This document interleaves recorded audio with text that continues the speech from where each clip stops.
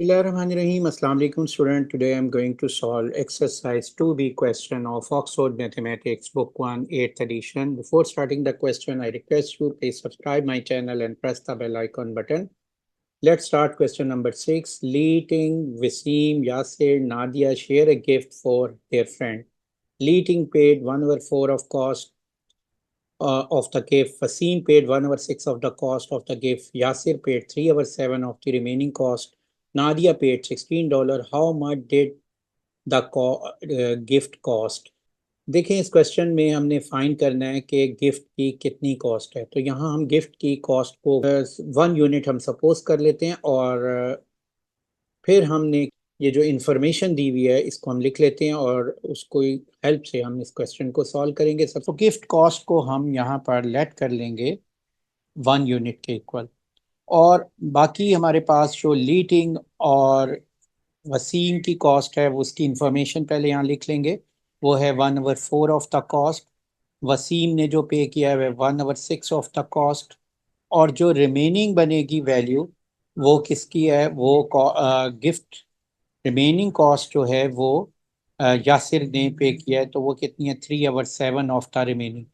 तो हम यहाँ पर लिख देंगे यासिर जो पे कर रहा है वो हम लिख लेंगे 3/7 ऑफ रिमेनिंग। अब देखिए पहले हमें रिमेनिंग चाहिए, तो रिमेनिंग कैसे निकाल लेंगे हम। तो रिमेनिंग हम निकाल लेंगे टोटल में से इन दोनों की जो वैल्यू है 1/4 माइनस 1/6, इसको माइनस कर देंगे तो हमारे पास रिमेनिंग आ जाएगी। अब देखें इस डिनोमिनेटर सेम करने के लिए क्या करूँगा कि इसको एलसीएम ले लूँगा 4 6 का। तो 4 6 का एलसीएम कितना बनता है, तो ये मेरे पास वैल्यू बनती है 2 × 2 = 4 × 3 12 12। तो इसका एलसीएम 12 है। तो इसके डिनोमिनेटर के सबको डिनोमिनेटर को 12 बनाएंगे, इसको फर्स्ट फ्रैक्शन को भी 12 से मल्टीप्लाई कर देंगे न्यूमरेटर एंड डिनोमिनेटर को। और इसको 12 बनाने के लिए सेकंड फ्रैक्शन को 12 बनाने के लिए 3 से मल्टीप्लाई करेंगे। और इसी तरह इसको 12 बनाने के लिए डिनोमिनेटर और न्यूमरेटर को 2 से मल्टीप्लाई करेंगे ताकि फ्रैक्शन इक्वलेंट रहे। जो एलसीएम है 12 था तो ये डिनोमिनेटर 12 आ गया। अब न्यूमरेटर की वैल्यूज को हम लिख लेंगे 12 - 3 - 2। तो ये वैल्यू आ गई 7 7/12 रिमेनिंग अमाउंट है। तो यहाँ पर हम यासिर ने जो पे किया है वो 3/7 ऑफ द रिमेनिंग अमाउंट। तो यहाँ हम लिख देंगे 3/7 of mean multiply remaining mean 7/12। इसको सिंप्लीफाई कर लें, 7 7 से कैंसिल हुआ, 3 × 4 12। तो 1/4। अब हमने यहाँ पर जो गिफ्ट कॉस्ट लीटिंग ने पे की है उसकी फ्रैक्शन अमाउंट, वसीम की और यासिर की फ्रैक्शन ऑफ अमाउंट हम कैलकुलेट कर चुके हैं। अब हम जो लास्ट में नादिया ने जो पे किया है फ्रैक्शन में वो हम वैल्यू फाइंड कर लेते हैं। तो यहाँ पर हम लिख लेंगे कि नादिया पेड इन फ्रैक्शन वो वैल्यू किसके इक्वल होगी, जो रिमेनिंग वैल्यू है उसके इक्वल होगी। तो हीटिंग और वसीम ने पे करने के बाद जो रिमेनिंग अमाउंट थी वो कितनी रह गई थी, 7/12। और इसमें से यासिर ने जो पे कर दिया है फ्रैक्शन अमाउंट वो 1/4। जब हम इसका डिफरेंस लेंगे तो वो नादिया पेड इन फ्रैक्शन अमाउंट आ जाएगी। अब मैं इसको सिंप्लीफाई कर लेता हूँ। इनके डिनोमिनेटर को सेम करने के लिए सेकंड फ्रैक्शन के डिनोमिनेटर को 3 से मल्टीप्लाई कर दूंगा और न्यूमरेटर को भी 3 से मल्टीप्लाई कर दूंगा ताकि फ्रैक्शन भी इक्वलेंट रहे। और इसके अब डिनोमिनेटर सेम हो गए हैं तो 12 इस दोनों का डिनोमिनेटर है वो एज इट इज लिख दिया। अब न्यूमरेटर को हम लिख लेंगे 7 - 3। तो ये अमाउंट आ गई है 4/12। तो ये इक्वल होता है 1/3 के। अब आप यहाँ पर जो नेक्स्ट स्टेटमेंट है कि Nadia paid $16, Nadia paid equal to $16। अब नादिया की जो फ्रैक्शन में अमाउंट थी वो थी 1/3। तो ये जो अमाउंट है 1/3 इसका है of total cost, total cost. तो इसके इक्वल आ जाएगा $16 के। अब आप ऑफ का मीनिंग आपको पता है मल्टीप्लाई होता है। तो हम यहाँ पर 1/3 मल्टीप्लाई कॉस्ट इक्वल टू $16, तो कॉस्ट किसके इक्वल आ गई हमारे पास? 3 मल्टीप्लाई बाय 16, तो ये वैल्यू आ गई $48। तो ये हमारा गिफ्ट कॉस्ट आ गई। Question 7, the 3/7 of the spectator, 3/4 of the spectator at a football match are male, 1/9 of the males are boys, 1/6 of the females are girls. If there are 56 more boys than girls, how many spectators are there at the football match altogether? अब देखें इसमें हमने क्या find करना है, total Spectator find करने हैं। तो टोटल स्पेक्टेटर को हम की वैल्यू को 1 यूनिट कंसिडर कर लेते हैं और इस 1 यूनिट वैल्यू को हमने फाइंड करना है कि ये 1 यूनिट किस वैल्यू के इक्वल है। तो आपने क्या करना है कि सबसे पहले यहाँ पर जो इंफॉर्मेशन है इसको नोट डाउन कर लें। तो यहाँ मैं इंफॉर्मेशन को नोट डाउन कर रहा हूँ। पहले हमारे पास टोटल स्पेक्टेटर है, उसकी वैल्यू हमने 1 अगर यूनिट कंसिडर करें, फिर हम चेक बाद में इसको फाइंड करेंगे कि ये 1 यूनिट किसके इक्वल बनेगी। और उसके अगेंस्ट जो फ्रैक्शन ऑफ स्पेक्टेटर्स बनेंगे मेल्स के, वो कितने दिए हुए हैं? 3/4 ऑफ द स्पेक्टेटर। तो यहाँ हम इसको लिख लेते हैं 3/4 ऑफ स्पेक्टेटर। अब देखें 3/4 एज इट इज लिख लेंगे और टोटल स्पेक्टेटर कितने दिए हुए हैं? 1, तो 1 आ गया। तो ये टोटल फ्रैक्शन में वैल्यू आ गई 3/4। अब आपने फीमेल स्पेक्टेटर फाइंड करनी है, वो फ्रैक्शन में उसकी क्या वैल्यू बनती है।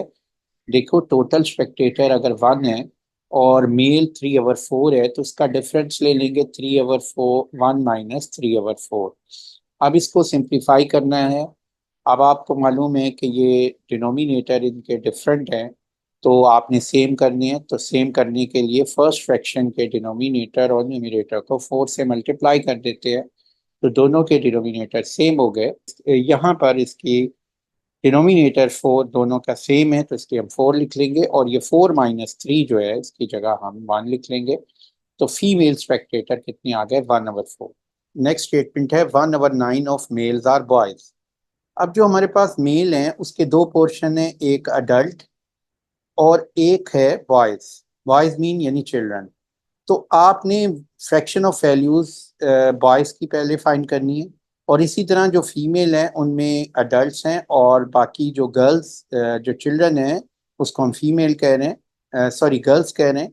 तो आपने वो गर्ल्स आपने फाइंड करनी है। तो यहाँ पर बॉयज इन फ्रैक्शन क्या बन रहा है? 1/9 ऑफ मेल्स। तो यहाँ लिख लेंगे 1/9 ऑफ मेल्स। और आपके पास मेल की क्या फ्रैक्शन में वैल्यू आ रही है? 3/4। तो ये वैल्यू लिख दी 3/4। और गर्ल्स की इन्फेक्शन में क्या वैल्यू बन रही है?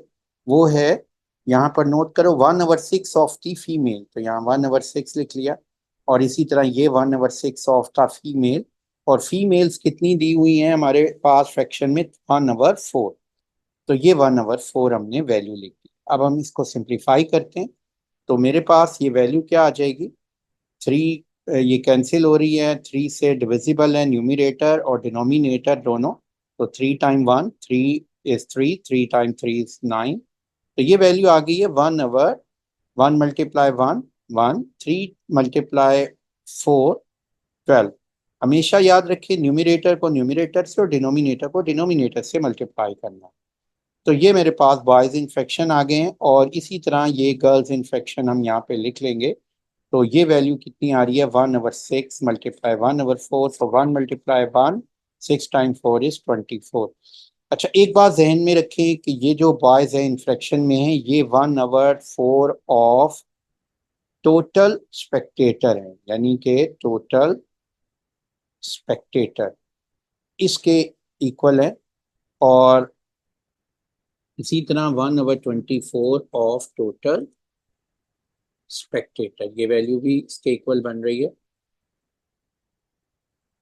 अब आपने यहाँ पर देखो लिखा हुआ है बॉयज की वैल्यू दी हुई है कि वो कितनी वैल्यू मोर है? 56 मोर देन गर्ल्स।